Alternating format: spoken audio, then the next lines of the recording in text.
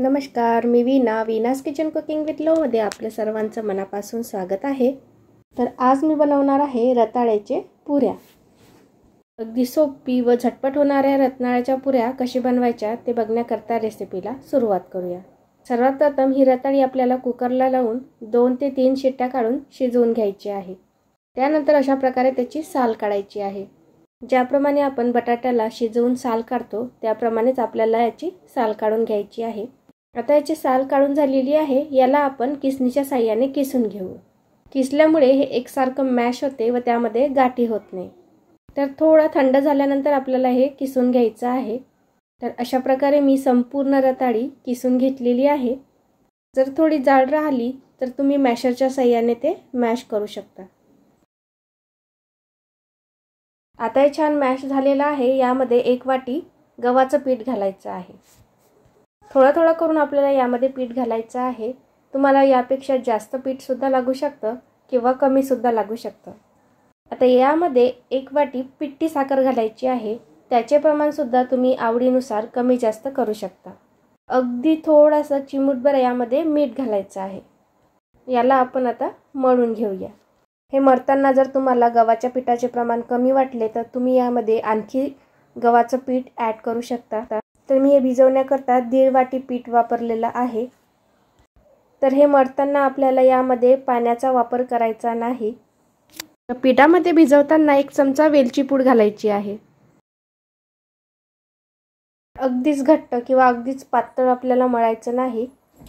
अगदी थोडं मीडियम कन्सिस्टन्सीचं आपल्याला हे पीठ मळायचं आहे।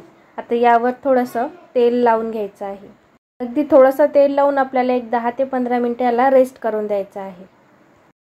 आता याचे छोटे छोटे बॉल्स करून थोडंसं पीठ किंवा थोडंसं तेल लावून सुद्धा तुम्ही या पुऱ्या लाटू शकता।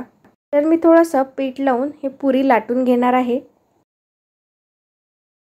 अशा प्रकारे थोडीशी जाडसरच आपल्याला ही पुरी लाटायची आहे। पातळ लाटली तर ती छान फुगत नाही।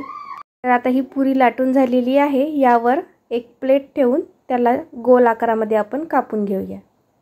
प्लेट ठेवून कट केल्यामुळे त्याला छान असा गोल आकार येते व दिसायला सुद्धा छान दिसतात। तर आता दुसरी सुद्धा पुरी मी लाटून घेणार आहे। तर अशा प्रकारे तुम्ही 3-4 पुऱ्या लाटल्यानंतर तळून घ्यायच्या आहे।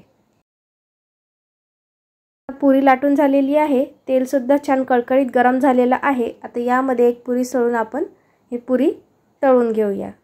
पुरी तळण्याकरता आपल्याला तेल कळकळीत गरम करायचं आहे व मीडियम फ्लेमवर आपल्याला ही पुरी तळून घ्यायची आहे।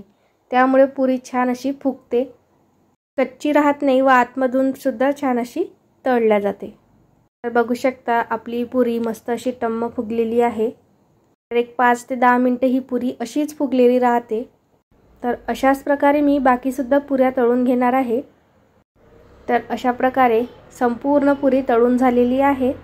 मस्त अशी झटपट होणारी, चवीला अतिशय उत्तम लागणारी आपली ही रताळ्याची पुरी तयार आहे। या पुऱ्या श्रीखंड सोबत अतिशय उत्तम लागतात। तुम्ही तशा सुद्धा खाऊ शकता। तुम्हाला माझी ही रेसिपी कशी वाटली कमेंटमध्ये नक्की कळवा व व्हिडिओ आवडल्यास व्हिडिओला लाईक करा, शेअर करा, सबस्क्राईब करा व बेल आयकॉनवर क्लिक करा। धन्यवाद।